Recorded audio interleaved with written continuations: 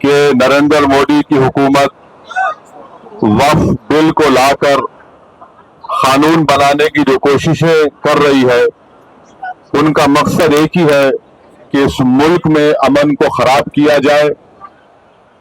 وزیر اعظم کا مقصد ایک ہی ہے کہ مسجد اور مندر کے نام پر عوام ہمیشہ لڑتے رہے، اور اس بل کا مقصد یہ نہیں ہے کہ وقف کی جائیدادوں کو مضبوط کیا جائے یا ان کی حفاظت کی جائے۔ آپ خود اندازہ لگائیے کہ ہندو دھرم کے ایک بہت بڑے جورسٹ ہیں بی کے مکھرجی کی کتاب میں لکھا گیا کہ ہندو دھرم میں بائی کسٹم بائی یوسیج وہ مندر کی جائیداد بن سکتی ہے، تو نریندر مودی وقف کے وقف با یوزر کو اس طرح سے ختم کر رہے ہیں کہ اگر کوئی ڈسپیوٹ ہوا یہ ہے مرکزی حکومت کا کہ یہ گورنمنٹ کی پراپرٹی ہے، کلیکٹر کو اختیار دینے کا مطلب یہی ہے کہ کلیکٹر حکومت کے حق میں فیصلہ دے گا۔ جس مسجد کے امام ہمارے بھائی مولانا محب اللہ ندوی صاحب ہے، وہاں پر مرکزی حکومت کہتی ہے کہ گورنمنٹ کی پراپرٹی ہے۔ اگر کل خدا نہ خواستہ یہ قانون بنے گا تو کوئی بھی جا کر مرکزی حکومت کی طرف سے دلی سرکار کی طرف سے وہاں پر ایک نوٹس لگا دے گا کہ یہ وقف کی پراپرٹی نہیں ہے۔ ہبہ کو نکال رہے ہیں، ٹرانسفر آف پراپرٹی میں ہبہ ہے مگر کوئی گفٹ نہیں کر سکتا وقف کی جائیداد کو۔ نریندر مودی آج کل بھارت کے ہمارے فضیلت الشیخ بنے ہوئے ہیں اور یہ بتا رہے ہیں کہ اگر کوئی مسلمان ہوتا ہے تو اس کو 5 سال تک وہ وقف کو نہیں دے سکتا ہے۔ یہ کہاں سے ان کو معلوم ہوا؟ کون سی فقہ یہ کی کتاب میں لکھا گیا؟ تو ان کا مقصد ایک ہی ہے کہ بھارت کے مسلمانوں سے ان کی سیاسی اور مذہبی شناخت کو چھین لیا جائے۔ میں آپ کو بتا رہا ہوں کہ اس بل کا مقصد مسلمانوں سے مسجدوں کو چھیننا، درگاہوں کو چھیننا، قبرستانوں کو چھیننا، ایویکیو پراپرٹیز کو چھین لینا، یہ مقصد نریندر مودی کی حکومت کا ہے۔ اور ہم کوشن کر رہے ہیں چندرا بابو نائیڈو کو، ہمارے پاسوان صاحب کو اور نتیش کمار کو، یاد رکھیے دنیا جب تک قائم رہے گی اگر آپ اس وقت نازک وقت میں اس بل کی تائید کریں گے تو آپ کو مسلمان کبھی نہیں معاف کرے گا، کیونکہ آپ کی تائید کی وجہ سے یہ بل قانون بنے گا۔ اس لیے ہم ان سے بھی کہہ رہے ہیں کہ آپ اس غیر انکانسٹیٹیوشنل بل کی تائید مت کریے۔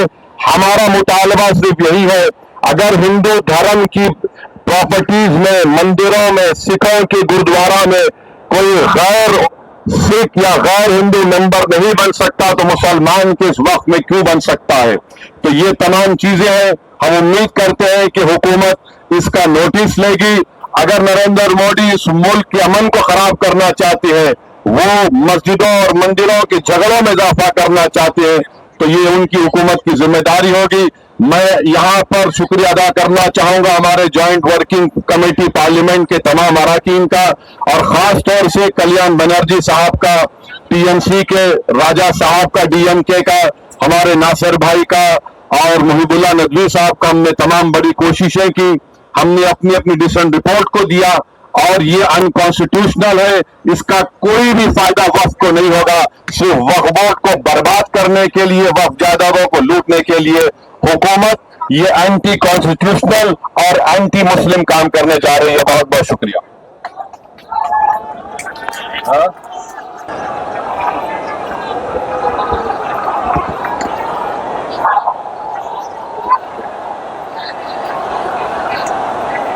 وقف ترمیمی بل واپس لو، واپس لو، واپس لو، واپس لو۔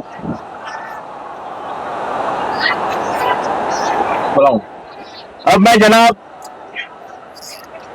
کانگریس کے ایک اہم لیڈر جنہوں نے جے پی سی کے اندر بہت اچھی بھومکا نبھائی ہے، محترم جناب ناصر حسین صاحب، سیکرٹری کانگریس پارٹی سے گزارش کرتا ہوں کہ وہ تشریف لائیں اور اپنی بات رکھیں۔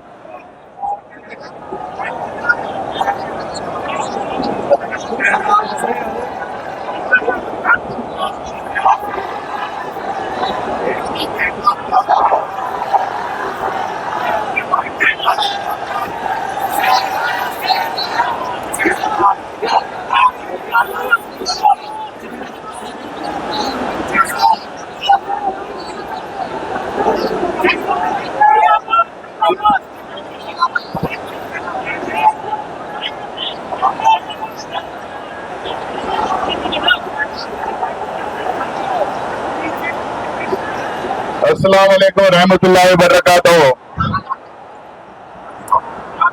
सदर मोहतरम, all India Muslim personal law board,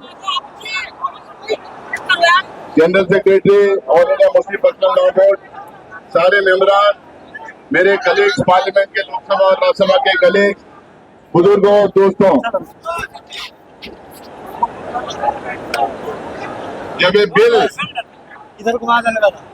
bill 2024 में लोकसभा में पेश किया गया था, कांग्रेस पार्टी के जनरल सेक्रेटरी ऑर्गेनाइजेशन जनाब के.सी. वेणुगोपाल साहब ने पहले उठ के इस पूरी बिल के खिलाफ खड़े हुए, कैसा ये अनकॉन्स्टिट्यूशनल है, कैसा ये मुसलमान